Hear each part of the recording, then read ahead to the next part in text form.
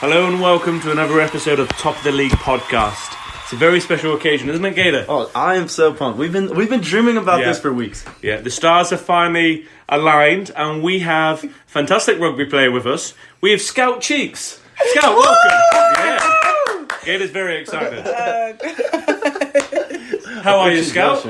I am great. Good. How are you guys? We're doing great. Thanks ever so much for coming on the podcast. No problem. Thank you. I was getting a little concerned that I could become like somewhat of a nuisance to you. You know, send you a Facebook request, reach out to you, but you were very polite, and here we are. Oh, thank you. And we have a water for you. We offered you a beer, but being the great athlete that you are, you said you were sick with the water.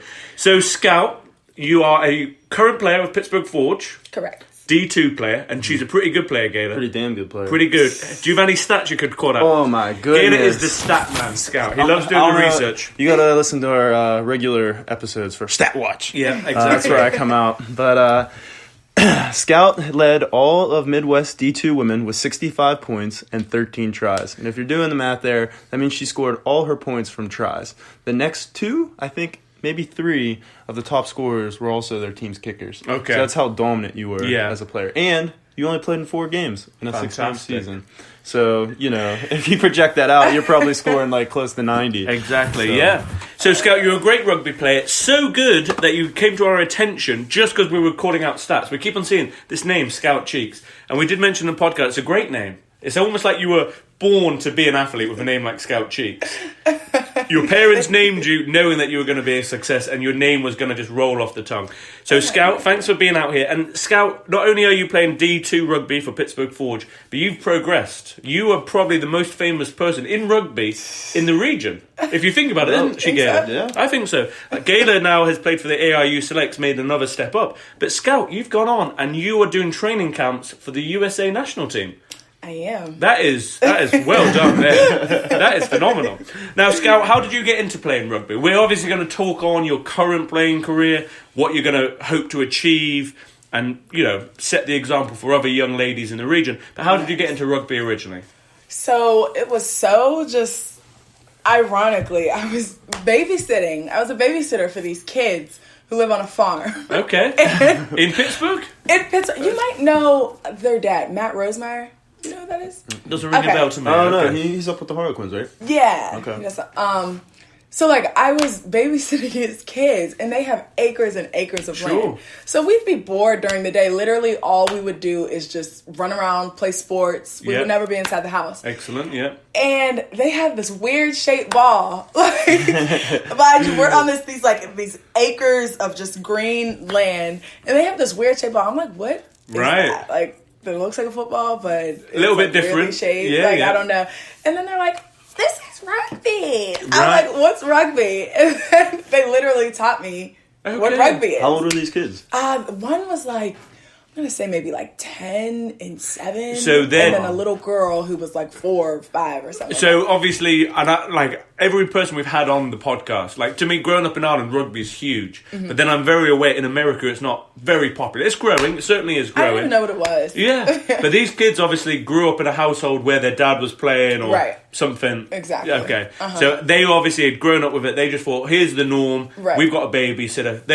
We can't believe you don't know what rugby is. Right. And then they kind of showed you the ropes? They showed me the ropes. And then this is you as a high school kid? Or I was in I just finished my first year of college. Wow, okay. Yeah. So then I was like, okay, this sounds fun. And they were telling me like, yeah, you get to hit people and tackle people and do all this stuff. I'm like, that sounds perfect for me because any sport I've ever played, I've always been the most aggressive. Okay. Like, I remember when I was in elementary school, it was the norm for me to foul out in basketball. Like, you're that. So I'm like, rugby, like by the sounds of it, it sounds really cool. So then I talked to the dad. And he knew the coaches for Penn State. Okay. He put me in contact with them before I knew it. I was going to their preseason and trying out. Nice. And you obviously made the team. Right.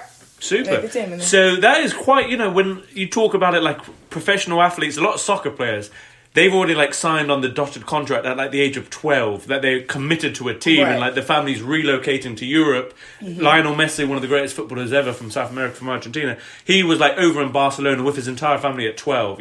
Imagine that. But you're like an 18, 19-year-old, and you're just picking up the sport. Right. And there's a lot to learn, just like in any sport. So it's great that you've risen so kind of quickly. Yeah, my first season playing, I was invited to like an All-American camp or like a development camp. It was down in Florida. It was like amazing. Like I've only been playing for how long? Like 1-2 months, and then I'm getting invited to play with the best people my age in the country. So it was really what cool. sports did you play that you were younger? Because if you're able to easily adapt in the rugby, like be a natural athlete or soccer, basketball, track, lacrosse, martial arts. Jeez. Literally, okay. So I was everything. So like I'm always fascinated with like women and how they get into rugby, because like me, I wrestled and I played football, so the contact came naturally. Yeah, it came naturally to me. But for women, they're not really offered many sports growing up where you get that. But I guess through martial arts,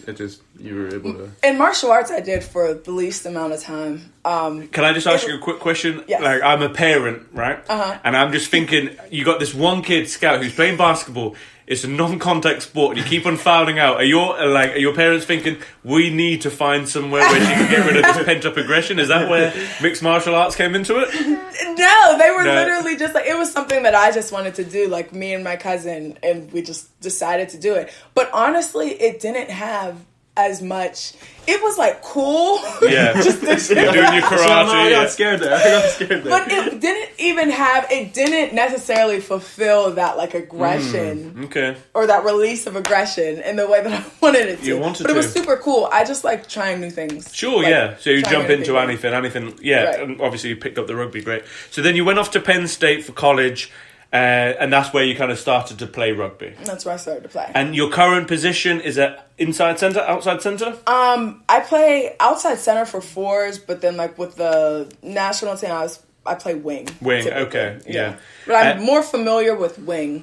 I would like to play outside center more often, but I personally think that I just need to continue to develop my skills more. Yeah. Because that position, yeah. Because my team, when I was in my height, I was just fast, and they put me as an outside centre, and it was just I got the ball and I ran. But then, realistically, once we came against better teams, my rugby skills once they could tackle me, I wasn't maybe the greatest passer or reading the field. So it's certainly like if you're wing and you're just like I'm not sure what your game is. I've unfortunately never seen you play. But if you're a wing, you kind of only have two options sometimes: bring it home or get tackled. Whereas if you're an outside centre, should I be kicking it? Should I be passing it? Should I be putting it back inside? So certainly more options, isn't there? So definitely. For you, wing is your preferred position as of now? No, not necessarily. Actually, outside center is because I'm less comfortable with it. Yeah, okay. And I'm trying to develop my skills more. A little bit out of your comfort zone, yeah. Exactly. She reminds me of you. She wants the ball more. Yeah? She might have more aggression than me, though, yeah. So, wing to me it's fun, but again, it's like, you score... Yeah. You don't have too many, you don't feel that important. Yeah. Really. And there are some games you don't get action at all. That's what I was going to say. It can go whole games and it just never comes out to the wing. And then I find myself, making lines when I'm, running a center line and stuff. So, but I, right now at this moment, prefer to play, just for my overall development and just improvement, play outside center. Outside center. And then, so obviously, if we are looking at your stats, phenomenal. You're getting a lot of tries. What is are you just give me the ball and I'll run through people? Are you running the long way? If you were to put your game into a nutshell, what type of player are you? I don't like this because I feel like I'm going to sound like I'm bragging. Be cocky, be arrogant. No, certainly don't do that. If you listen to this podcast, it's all about being cocky. No, it's not. What type of player am I? I like to have the ball in my hands for sure. Yeah. I like to step. So what I like to do is I like to juke. Juke, okay. If you go this way, I'm going to go that way and run through them or run around them. Excellent. Yeah. Either one. So fortunately, I have the speed to get around them, and I have the step to get through. Okay, perfect. Yeah. So you're not we've had other people on.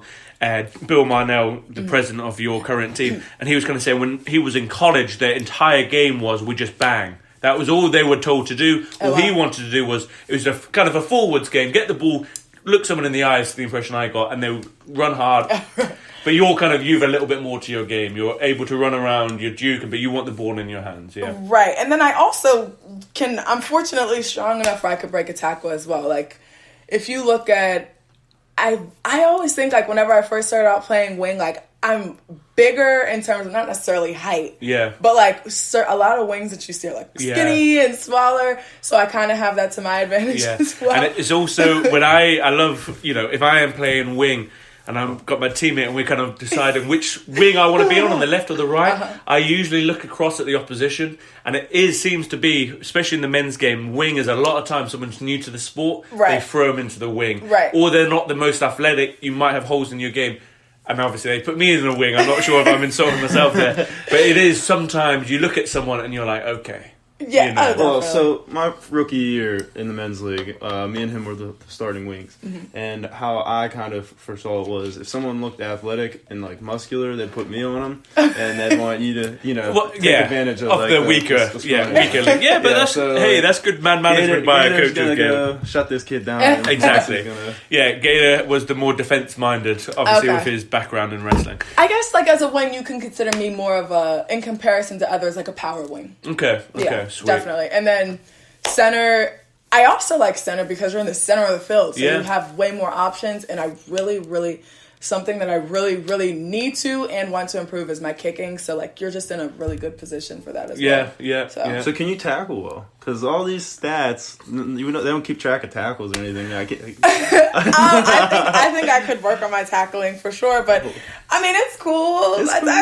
You're not a liability, right? Oh, no, definitely not. I mean, I'll say this. I'll get the job done. Yeah. Just about every time. It may not just... Yeah. It just might not be the prettiest. So, and me and Gator, we're kind of like yin and yang, right? Okay. So we had a competition with who could get the most points for our team, and the winner got like a bottle of whiskey.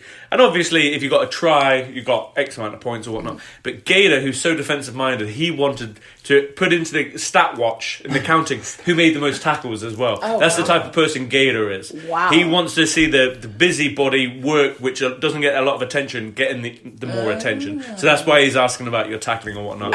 Okay, that's cool. I probably should have that mindset more because my main thing is score. Like back to the score. Yeah. That's what I want to do is score. Yeah. Like every time. Whoa. So I mean, but I do need to. That's a great mindset to have. It is a good mindset, and I just feel in a team, especially in rugby, it is such a team sport. Maybe more than anything. In American football, like obviously for me, it's always, maybe just because advertising always zones in on the quarterback, but I'm always kind of taught, if you have a good quarterback, you have a really good team. Mm-hmm. In rugby, you could have the greatest outside centre, Scout, but if you can't get the ball to that person, it's kind of irrelevant. So rugby, certainly you need all those 15 players, and they all need to play their different roles, especially as there's such a clear divide between backs and forwards. Right. So you need the person who is... my mindset is I need to get us the points, and then you need the gators in the team, the busybodies, the little jobbies. You need the janitor. Gator's basically the janitor. He's doing the dirty work. He's cleaning the toilets. But you know what? I'm gonna have to drink to that. Indeed, Another high life. Yeah, exactly. Yeah. So obviously, then Scout, you played in high school. You played in college. Mm-hmm. And then you graduated, and was it straight into jumping into Pittsburgh Forge, or was there any other rugby in between? It was just straight because I moved back home. Okay. And then this is the only women's team. Yeah. So I guess when you were in college, there was two teams, but they merged together to make the one team. Oh, yes. Pittsburgh Angels and Highlander Women, wasn't it? Mm-hmm. So coming from the college, was there much of a difference making the step up to like adult women's rather than college? A huge difference. Huge difference, yeah. I don't know if I should say it. Oh, no, if I should say it on the podcast. Do you guys cut things out? If you want us to. We have a contract. We will be able to sign a contract, so... It was definitely different. Yeah. A better standard, you're saying? Worse. Okay. Listen, so, alright, so... Penn State women's rugby is at like a D1 level. Okay. So that's like the D1 elite. So we won several national championships. Unfortunately, my last year we lost after I think it was 15, 14 years in a row. I'm sorry, I cut you off. No, not a big deal. So, like, the current Pittsburgh team, they're playing at a Division II level. So they have D1 women, and then they have Women Premier League. Okay. So, like, granted, they're doing great work, and I know they have goals to shoot their way up, and I believe they will. But they're currently playing at, like, the third level. And she was playing at the highest level. Okay. I mean, just extremely, extremely skilled. Yeah, okay. So, yeah, absolutely no insult to current rugby in the ladies.